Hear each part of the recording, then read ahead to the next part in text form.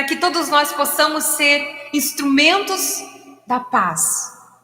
Que nós possamos ser instrumentos da paz. E essa canção é muito bonita e singela. E ela diz assim: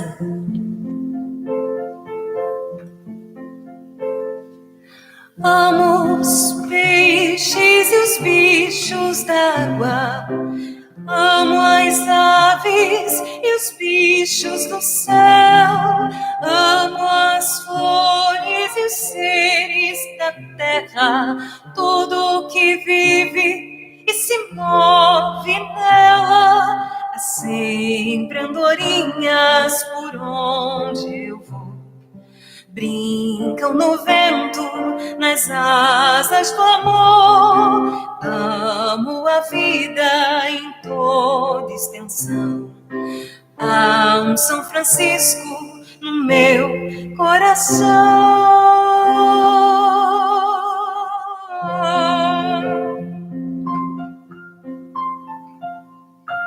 Que possa haver um São Francisco no coração de cada um de nós, hoje e sempre. Caridade e salvação. Com palavras fortes, falou Jesus sobre a caridade e a salvação. Usou ele esse recurso para os homens daquele tempo atingir o coração. Quis o Mestre ensinar que a nossa felicidade ou desdita no mundo espiritual resulta do que ao próximo fizermos, seja o bem ou seja o mal. Diz-nos o Divino Rabi que a paz da alma se conquista com a prática da caridade. Devemos atender o irmão nas suas necessidades.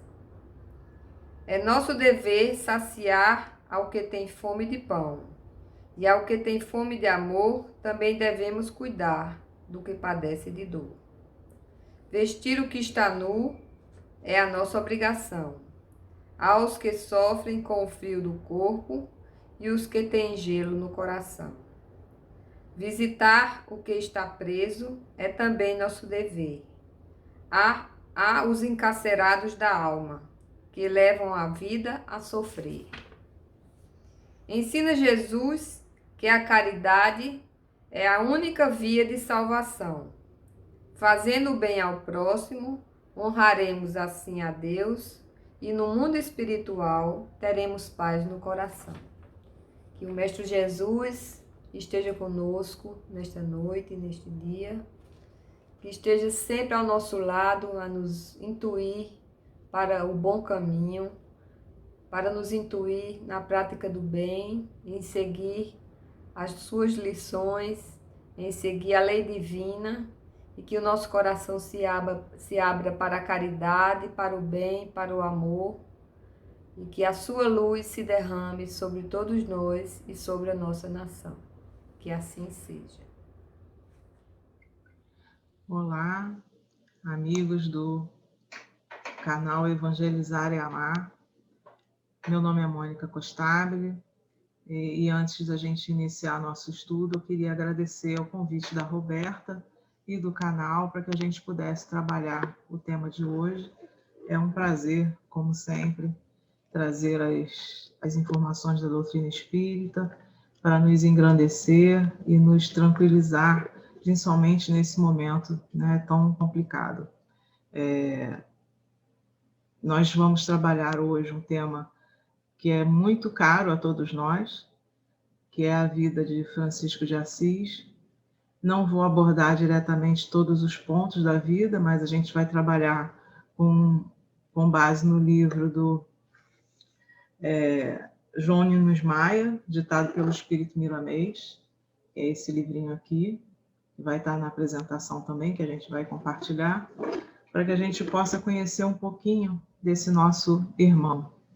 Deixa eu abrir aqui minha tela para a gente poder compartilhar a apresentação.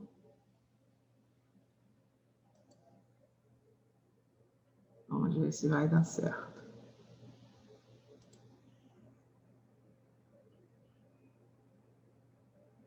Então, esse aqui vai ser o nosso trabalho de hoje, Francisco de Assis, o Anjo de Deus.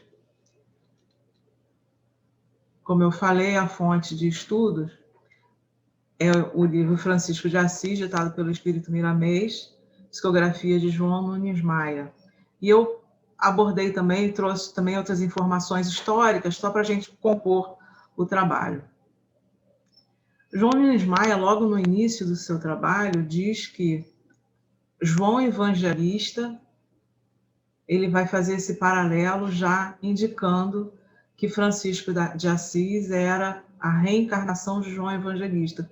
E ele faz um histórico muito bonito sobre João Evangelista, abordando vários aspectos da sua trajetória, né, junto a Jesus, seguindo os passos de Jesus e dando continuidade a essa tarefa de trazer a boa nova, né, de espalhar a boa nova entre os nossos irmãos, entre nós, possivelmente, que estávamos lá. E ele diz o seguinte: João Evangelista, dentre os discípulos do Senhor, foi o considerado que mais se dedicou ao Mestre pela força do amor. Nós vamos ver na trajetória de João várias demonstrações de fé naquilo que ele realmente acreditava, nos ensinamentos de Jesus, aquilo que ele absorveu de toda a trajetória que ele pôde acompanhar, porque era muito novo, né? Mas toda aquela experiência que ele teve acompanhando Jesus e depois convivendo também com Maria, ele absorveu aquilo de tal forma que ele se tornou um grande exemplo de amor e fé. João teria nascido em Betsaida, na Galileia, filho de Salomé e Zebedeu, e tem o registro da sua morte em Éfeso, em 103 d.C., aos 94 anos. Foi uma trajetória de muito trabalho, mas também de muita exemplificação. João Nunes Maia, junto com o Espírito Miramês, traz isso de uma forma belíssima, quase poética no seu livro. E a gente vai trazer exatamente o ponto que chama mais a atenção nessa trajetória de João, que é quando ele vai para o exílio em Patmos. Ele é perseguido por Domiciano, mais ou menos entre 81 e 96 depois de Cristo, que é esse período de perseguição, por ter acompanhado Jesus. É enviado a Roma e de lá é exilado na ilha de Patmos. E nesse momento de exílio de João, é exatamente o momento onde ele escreve, né, para nós, faz a sua anotação bíblica do Apocalipse. Mas a trajetória que João Nunes Maia apresenta, né, que o Espírito Miramês apresenta de João, nesse momento, nessa vivência dele na ilha de Patmos, é muito interessante, porque ele vai trazer exatamente a exemplificação de como João trabalhou a sua questão mediúnica, de como ele entendeu essa exemplificação de amor de Jesus e a fé, e como ele estendeu esse ensinamento, mesmo num momento muito dolorido, né? E Miramês anota que no exílio, João aprendera uma ciência profunda, muito mais profunda, que somente daqui a alguns anos os portadores de conhecimento espiritual compreenderão a interpretação da linguagem dos outros reinos. E aqui a gente pode imaginar como João entendia a sua filiação divina, né? E como ele expandia essa comunicação aos outros reinos. Nós vamos ver outros personagens também que durante a sua história tiveram esse entrelaçamento com os outros reinos, né? A comunicação com animais, a comunicação com os momentos da natureza, né? O vento, com chuva, o próprio Jesus fazia isso.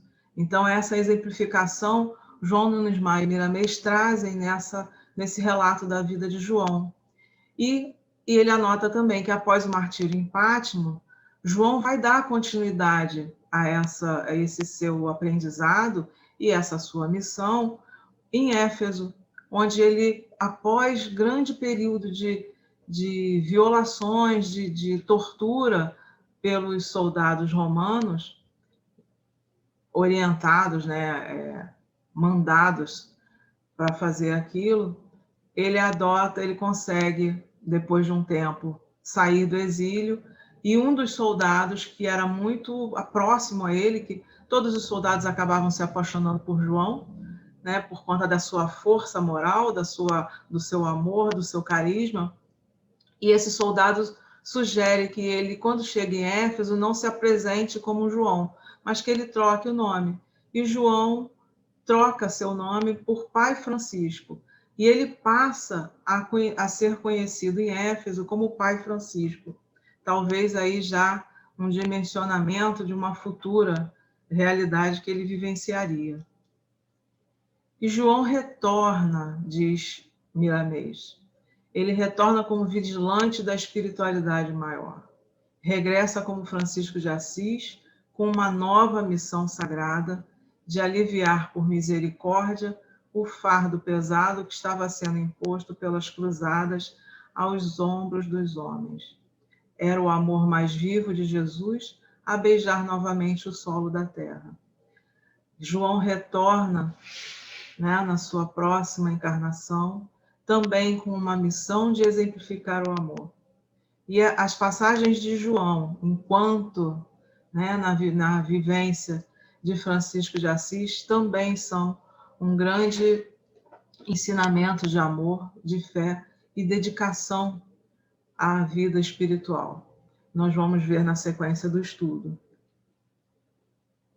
Antes da gente entrar propriamente na vida de Francisco de Assis, que é uma vida riquíssima em vários exemplos, desde da exemplificação da sua fé em Jesus, dos ensinamentos do Cristo, como até a exemplificação de vários efeitos e fenômenos mediúnicos, eu trouxe já lá da casa de Francisco de Assis, em Assis, um texto que está inscrito na porta, né, na entrada da sua casa. Irmão, irmã, eu te esperava. É uma comunicação, é um convite de Francisco de Assis a todos nós. Seja bem-vindo na casa onde nasci e onde eu vivi os primeiros 24 anos da minha vida. Festas com amigos e sonhos de glória, o encontro com o Senhor e a jornada de conversão para Ele. O cárcere já experimentado em Perúdia. E então aqui, na minha casa, o conflito com meu pai e, enfim, a saída daqui. Deus me chamava para reparar sua casa em mim e depois a igreja do seu filho. Era melhor obedecer a Deus do que a meu pai Pietro. Irmão, irmã, torne-se peregrino da minha casa terrena, mas caminhe em direção à casa de Deus em ti. Em direção à casa de Deus, o paraíso. Levanta-te e caminha. Estou te acompanhando com o testemunho da minha vida. Sustento teus passos com oração. Anda, te espero. Deus te abençoe. Francisco de Assis, teu irmão. Então, só para a gente já entrar no clima da vida de Francisco de Assis, esse convite muito amoroso, mostrando já as suas dificuldades com a sua opção em seguir os ensinamentos de Jesus.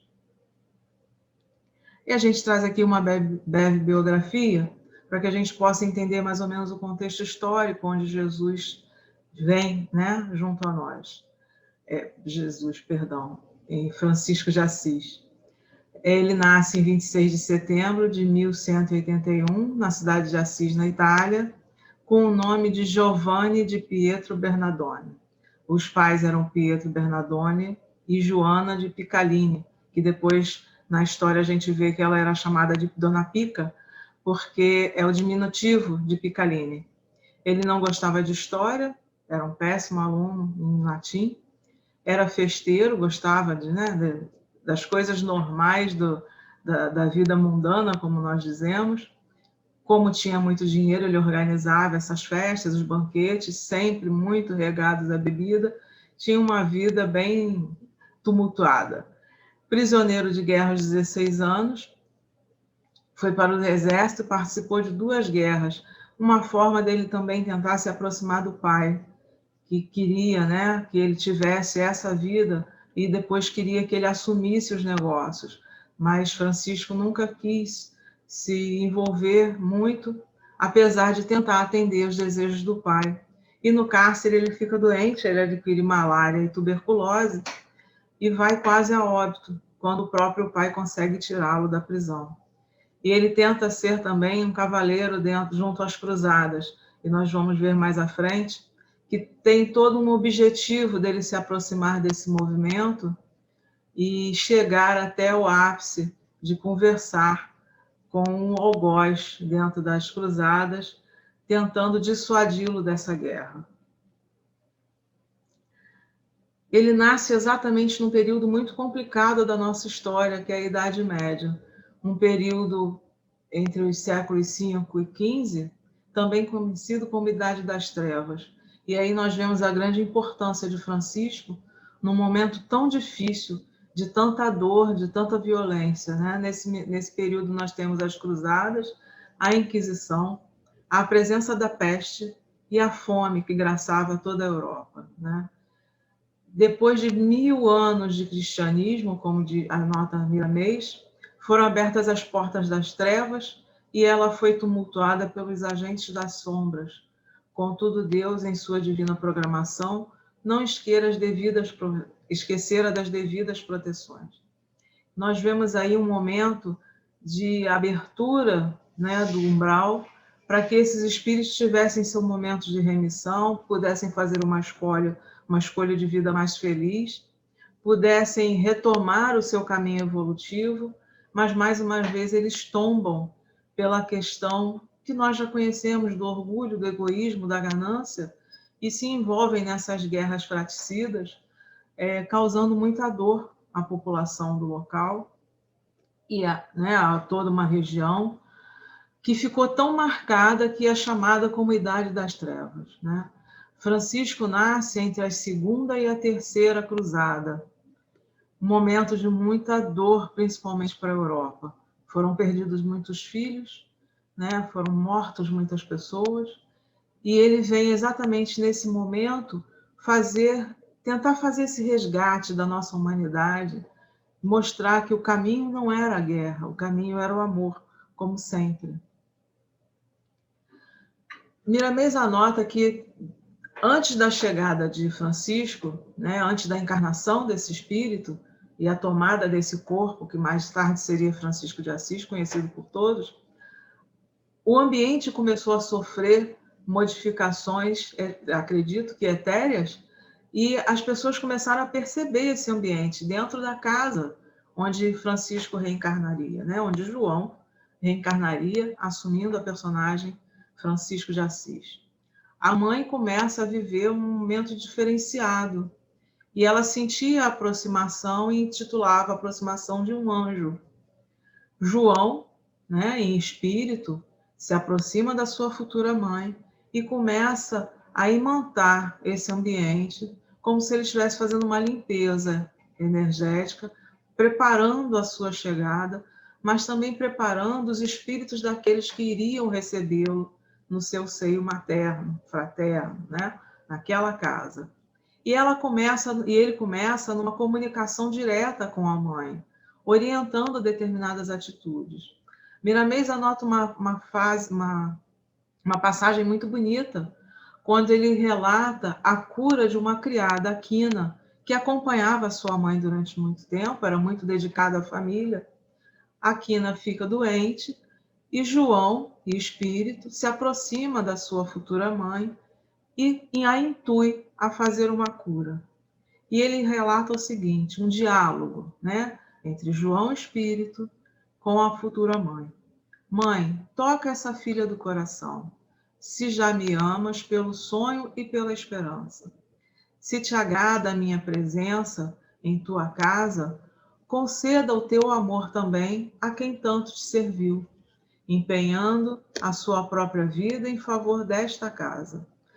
O teu amor poderá curá-la e assegurar-lhe a esperança na vida, em Deus, em Jesus Cristo.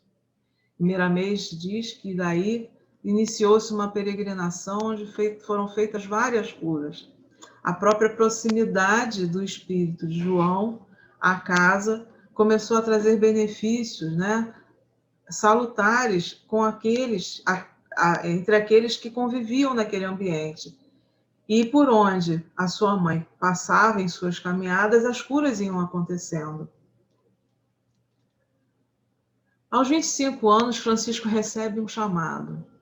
Já passando por diversas situações com o pai, tumultos e contrariedades, ele vai rezar sozinho na igreja de São Damião, em Assis, e ele assiste o crucifixo a falar com ele. Todo o relato de Miramês, e quando nós estudamos também a vida de Francisco de Assis, mesmo sendo na história comum, nós vemos uma série de efeitos, né, extrafísicos acontecendo. Várias situações são claras para nós que somos espíritas, do seu envolvimento mediúnico, né, da sua potencialidade mediúnica aparecendo nesses efeitos, nessas situações onde Francisco vai se colocando dentro da sua caminhada. E nesse trecho do livro, Miramês relata que a imagem fala, né, o crucifixo fala com Francisco e diz: Francisco, repara minha casa, pois olhas que está em ruínas.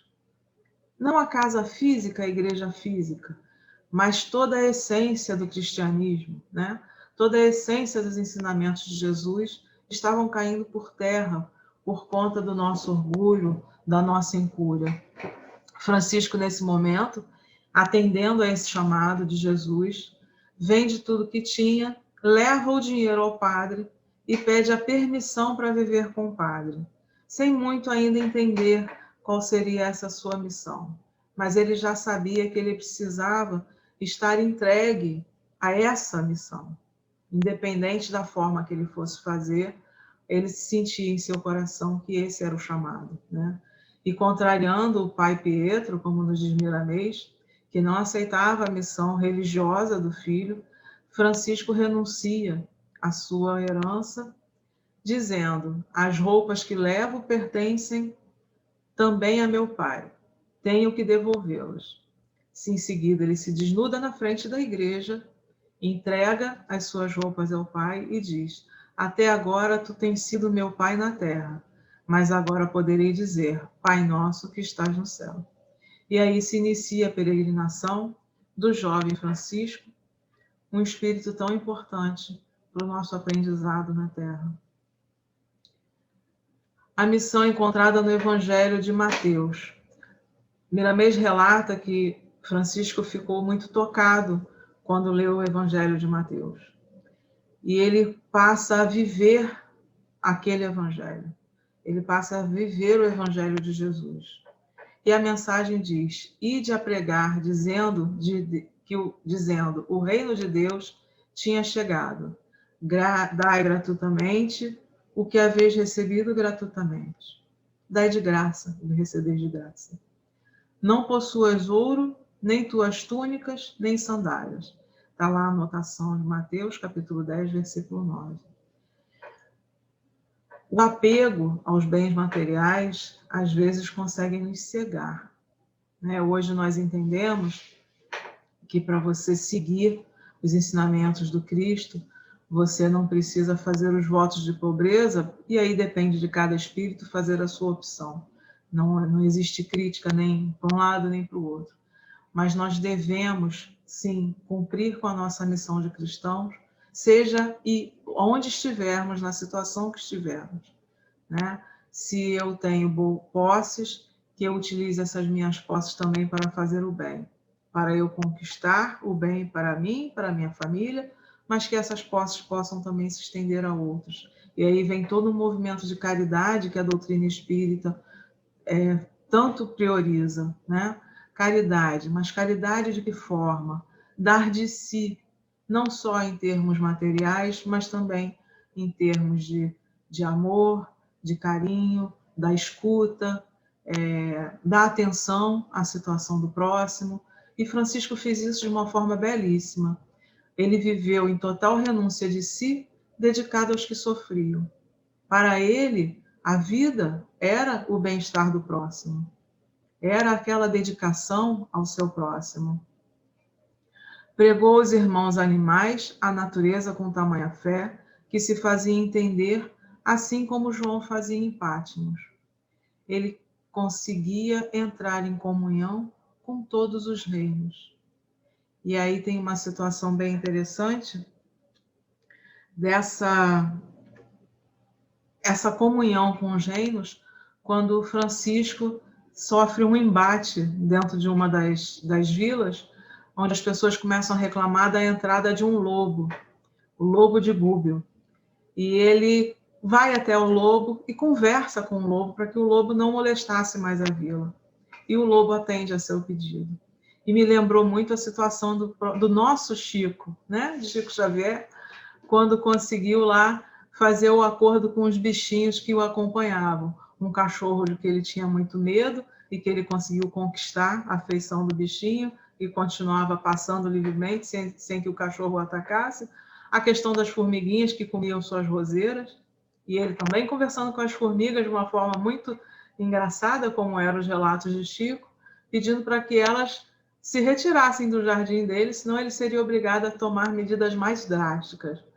Então, essa comunhão com a natureza é exemplificação que nós podemos ter também esse entendimento de respeito, de amor, de atenção a todas as criaturas, assim como Francisco de Assis nos trouxe. João e Francisco, a manutenção da Boa Nova. Essa era a grande missão de Francisco, dando continuidade à sua trajetória enquanto João Evangelista, né? A vida de João e a semelhante conduta vista em Francisco de Assis. E eu anotei aqui uns pontos para que a gente possa refletir em torno desses ensinamentos. Dedicação à divulgação das obras do Cristo. Não é nada mais, nada menos do que Kardec e os espíritos nos solicitam enquanto espíritas. Dedicação à divulgação da obra do Cristo. Os espíritos não nos pedem para fazer milagres. Eles nos pedem que a obra do Cristo seja disseminada através do amor, através do exemplo. Ambos eram dotados de grande poder mediúnico, fazendo curas, principalmente aos leprosos. Quando a gente estuda a trajetória do João e estuda a trajetória de Francisco de Assis, vemos essa similaridade, né? Através do seu poder energético, ele conseguia, né? Do seu próprio magnetismo, ele conseguia produzir essas curas. Mas principalmente porque ele tinha muita fé na sua comunhão com Deus. O amor incondicional às criaturas. Tanto João, em Pátimos, conversa com os peixes, pregava aos peixes, quanto Francisco também pregava à natureza, pregava o evangelho de Jesus à natureza. Conversava com as árvores, com as aves, com os animaizinhos, conversava com os peixes também, conversava com as nuvens, com o sol. Então, tudo isso, na ideia de Francisco, na ideia de João, são partes nossas. Nós fazemos parte dessa natureza, né? Nós fazemos parte da criação divina. Então, se nós nos considerarmos parte dessa criação, nós somos um com Deus. A firmeza junto aos ensinamentos do Cristo. Francisco nunca desvirtuou aquilo que foi passado por Jesus. Mesmo que seus pares não tivessem a extensão desse entendimento, e muitas das vezes ele fosse rigoroso com a própria vivência, né, e com a vivência dos que os seguiam depois, Francisco nunca se perdeu das orientações de Jesus. Francisco nunca se perdeu daquilo que foi anotado nos evangelhos. Ele sempre propagou e sempre exemplificou os ensinamentos em sua própria vida. Francisco renovou a vivência do cristianismo na época, conservando o hábito de viajar a pé. E aí nós lembramos que Paulo fazia isso também, viajava a pé. João se deslocava, né, entre as cidades, viajando a pé, pregando e abdicando das facilidades do mundo material. E aí eu lembro de Paulo, que era tecelão, e para que o seu autossustento, toda a cidade que ele chegava, ele montava seu tear e trabalhava para que pagasse o local onde ele estava hospedado, às vezes casa de famílias, né, cristãs. Ele se hospedava, mas ele contribuía com aquelas famílias também, através do seu trabalho de tecelão. João, após o retorno de Maria ao plano espiritual, se torna um andarilho do Cristo. E Francisco também era um andarilho do Cristo, porque ele rodava ali nas regiões pregando o Evangelho e também trazendo novos seguidores para o Evangelho. O plano maior de Francisco, segundo Miramês, era trazer o Evangelho de Jesus à vivência das criaturas. Era exatamente disseminar esse Evangelho. Era desprendimento sem miséria, amor sem apego e perdão sem conivência. Vocês não vão acreditar. Se eu pudesse mostrar, eu mostraria. Eu estou aqui gravando a nossa palestra e tem um passarinho lindo na árvore olhando para mim. Eu já estou ficando até emocionada, porque eu acho que ele está acompanhando tudo que a gente está estudando aqui. Mas era exatamente essa vivência do Evangelho às criaturas, aonde nós estamos falando sobre Jesus, Jesus se faz presente, toda a espiritualidade nos acompanha. E vivenciar isso é vivenciar o seu Evangelho. Essa fraternidade com respeito, caridade com discernimento, divisão dos bens nos lugares apropriados e sempre trabalhar para viver do suor do rosto, nunca sendo peso para a sociedade, nunca sendo peso para a família. Todos nós podemos e devemos contribuir para o todo. Todos nós temos que dar a nossa parcela de contribuição para a evolução do nosso planeta, seja através do nosso trabalho físico, seja através do nosso trabalho intelectual, seja através das nossas mãos, seja através da nossa palavra, seja através do nosso olhar. Nós podemos e devemos contribuir para o todo, viver em fraternidade. Francisco exemplificou a liberdade com responsabilidade, alegria nas coisas santas e energia sem violência. Liberdade com responsabilidade talvez seja uma das nossas maiores dificuldades. Eu quero ser livre, mas a troco do quê? Joana de Ângeles trabalha isso muito bem no seu livro Um Homem Integral. Nós buscamos sempre a liberdade, mas a nossa liberdade tem um direcionamento, ela tem limites. O limite da minha liberdade é a liberdade do outro. Se eu trabalho em comunhão, em fraternidade, eu sei respeitar esses limites. E aí eu vou viver a minha liberdade com responsabilidade. Eu vou entender que os meus passos interferem com os passos do outro. Então, se eu sou egoísta e eu quero tudo para mim, eu interfiro na liberdade do meu irmão.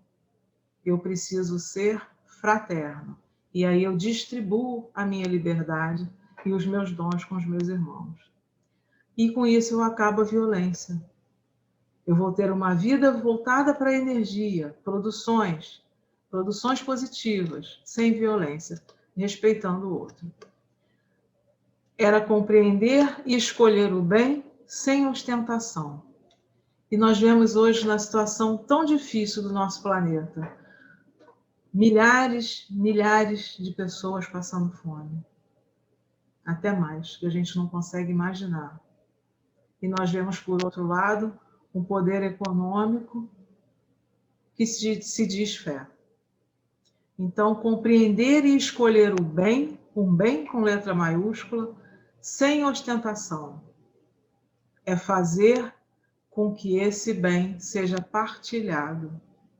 Sem ostentar, eu não preciso ter catedrais de ouro, eu preciso ter corações de ouro para disseminar o bem que Francisco nos ensinou como exemplo.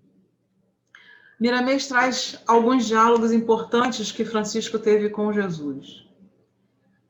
Eu anotei uns só para a gente poder exemplificar. Meu filho, diz Jesus a Francisco, desperta para a luz do entendimento e não te impressione com os pequenos fatos do mundo. Desceste com muitos cooperadores firmados no amor, que se reconhecerão uns aos outros pela força do amor que os une. E quando quiseres a minha companhia, sabes onde estou? Escuta. Estou ao lado dos estupriados, ajudando-os a andar com firmeza, Estou ao lado dos famintos, ofertando-lhes pão. Estou ao lado dos sofredores, aliviando-lhes as chagas. Estou ao lado dos oprimidos, dando-lhes esperança e conforto. Estou ao lado dos desabrigados, conduzindo-os para onde existe teto. Estou ao lado dos nus, com agasalhos que lhes possam minorar o frio. Estou ao lado dos presos e encarcerados pela violência do poder. Estou ao lado dos que ajudam por amor. Eu estou, Francisco, onde quase ninguém me busca. E nós temos essa mensagem também no Evangelho segundo o Espiritismo, em todo o Evangelho, que é a exemplificação do nosso Mestre. Estar aonde ninguém busca, onde ninguém o busca. Através da caridade, nós estamos em comunhão com Jesus, porque nesses momentos difíceis, nesses locais, junto com essas pessoas que são quase invisíveis para a sociedade, Jesus está e nós estamos. Esse é um questionamento que nós nos fazemos. Será que nós estamos exemplificando o Evangelho que Jesus nos deixou como legado? Na sequência do nosso estudo, nós vamos ver que Francisco começa a se dedicar ao trabalho de Cristo. Junto com eles reencarnaram mais de 200 espíritos que dariam suporte à missão do Il Poverello, o pobrezinho em italiano, né? Miramês traz esse destaque. Eram 200 discípulos escolhidos e testados para a grande tarefa de difícil cumprimento, pois a renúncia ao desprendimento, a humildade e o amor seriam a tônica de todo o seu ideal. E ele funda a Ordem dos Irmãos Menores. Dentro dessa ordem, nós vamos encontrar Antônio de Pádua e Clara de Assis, dentre outros inúmeros espíritos abnegados a essa missão. Mas me faz destacar aqui o difícil cumprimento dessa tarefa, a renúncia, o desprendimento, a humildade e o amor. 4 quesitos que nós devemos ter em mente para trabalhar com o Cristo. Desprendimento daquilo que não nos serve, que nos traz mal às vezes, né? Desapego a determinadas coisas que não cabem mais na nossa vida. A humildade de reconhecer que somos ainda muito pequenos, mas que mesmo assim podemos participar, contribuir com a obra do Cristo, com esse entendimento de que eu ainda sou um espírito que busca a evolução. Não sou perfeita, né? Não somos perfeitos, mas somos perfectíveis. Esse entendimento nos traz uma tranquilização ao coração. Eu sei que eu tenho um caminho a traçar que vai me levar à evolução espiritual, vai me levar ao desprendimento de várias coisas que já não cabem mais na minha vivência espiritual. E o exercício do amor, o amor indistinto, o amor ao próximo, como Jesus nos trazia. Esses 2 espíritos nós trazemos como destaque, né? Antônio de Pádua e Clara de Assis. Clara e Francisco foi um encontro de almas. O encontro se deu, segundo Miramês, na igreja de São Rufino. Eles se entreolham, sentem os corações diferentes e começa aí esse encontro, né? Tem o diálogo de Francisco com Clara, onde ele diz: ouço, Clara, a voz do nosso Mestre Jesus. Ele já traçou o meu caminho, que é o caminho da obediência, do desprendimento, do trabalho, da paz, da esperança, da caridade e, acima de tudo, o caminho de amor. Não posso deixar sua companhia para que eu não erre no caminho. Eles começam a deixar claro que esse encontro não era um encontro físico de homem e mulher, mas era um encontro de almas que têm uma tarefa junto ao Cristo, junto ao Evangelho do Mestre Jesus. Eles buscam exatamente caminhar nesse encontro para produzir o bem maior, né? E tem ainda: as pedras estão no mundo, basta juntá-las para construir a grande casa de Deus.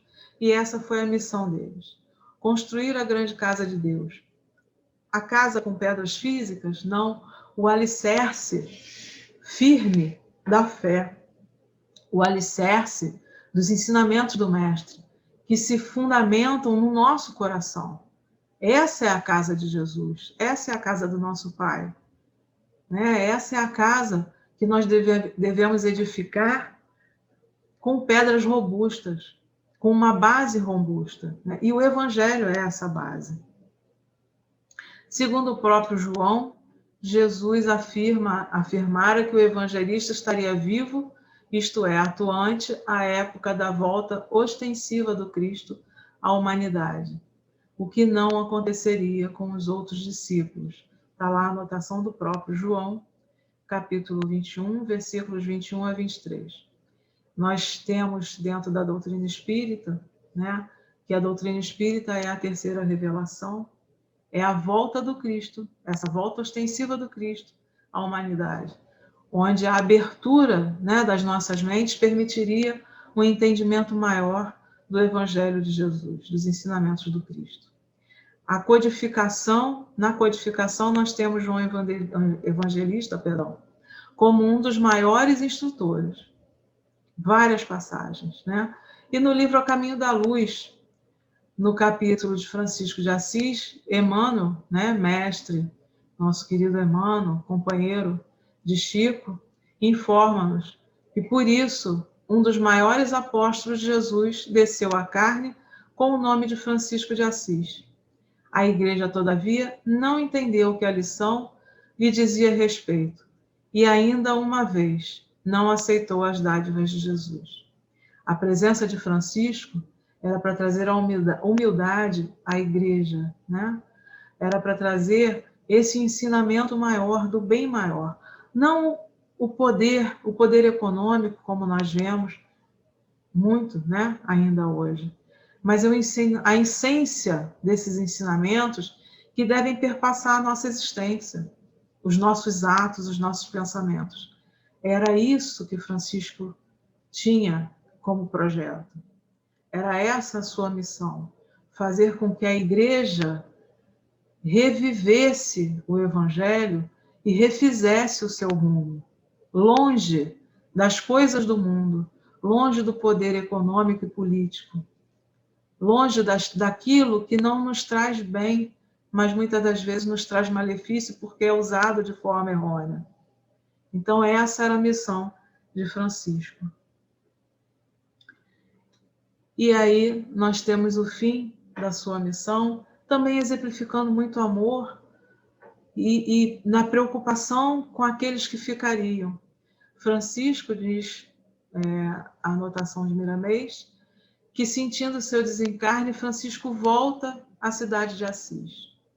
Já bem adoentado, com dores, fraquinho, corpo em chagas, vivo e pleno em Cristo. Abençoou Assis na entrada da cidade, abençoou os filhos do Calvário no hospital dos Rancenianos e fez mais curas. Mesmo próximo ao seu desencarne, Francisco não deixou de trabalhar pelo amor. Francisco, em pleno amor, agradece ao corpo que lhe serviu de instrumento na obra de Deus. Retorna ao plano espiritual e é recebido por Jesus. Uma missão gloriosa. Ele exemplificou e cumpriu a sua missão. Nós vamos ver também em escritos posteriores ao livro de Miramês e numa pesquisa bem interessante do Geraldinho Lemos, de Minas, que nós temos a continuidade dessa missão. Mas essa trajetória de Francisco é um marco para todos nós. Um marco para nós que seguimos Jesus, que seguimos os ensinamentos do Cristo. Porque é a exemplificação da fé e do amor. Quando nós lemos a vida de Francisco, nós entendemos a importância da nossa comunhão com a criação divina. Porque se nós conseguimos respeitar a formiguinha, como Chico respeitava lá no seu jardim, se nós conseguimos respeitar os animais, nós conseguimos respeitar com muito mais facilidade aqueles que podem nos entender. e transmitir essa mensagem de amor. E essa é a nossa missão de espíritas: transmitir a mensagem do Cristo, transmitir o seu evangelho, dar publicidade ao seu evangelho. Não a publicidade como o mundo entende, mas a disseminação dos seus ensinamentos junto aos nossos irmãos. E esse era o nosso estudo. Eu espero que a gente consiga absorver. Eu sugiro a leitura do livro, é muito bonito, muito interessante, realmente muito poético, com muitas informações, e eu espero que a gente possa estar sempre envolvido nessa energia, né, de Jesus, na energia de Francisco de Assis e de tantos outros espíritos que exemplificaram o amor a Deus, o amor ao próximo. Que eles nos abençoe e nos acompanhem hoje e sempre. Graças a Deus.